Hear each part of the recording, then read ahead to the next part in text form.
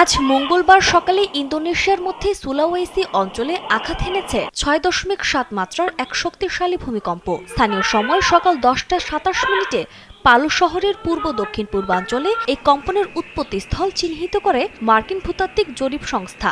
হঠাৎ অনুভূত হওয়া তীব্র এই কম্পনে স্থানীয় বাসিন্দাদের মধ্যে ছড়িয়ে পড়ে ব্যাপক আতঙ্ক, এমনটাই জানা গেছে এবিসি নিউজের বরাতে। প্রশান্ত মহাসাগরীয় রিং অফ ফায়ার এর উপর অবস্থিত হওয়ায় ভূমিকম্পটি বেশ জোরালো হলেও স্বস্তির খবর হলো এখনো পর্যন্ত কোনো প্রাণহানির বা বড় ধরনের অবকাঠামোগত ক্ষয়ক্ষতির তথ্য পাওয়া যায়নি। লোডশেডিং কিংবা ঘরের বাইরের তীব্র গরমে ওয়ালটন রিচার্জেবল ফ্যান থাকলে থাকবে শুধু বাতাস আর বাতাস।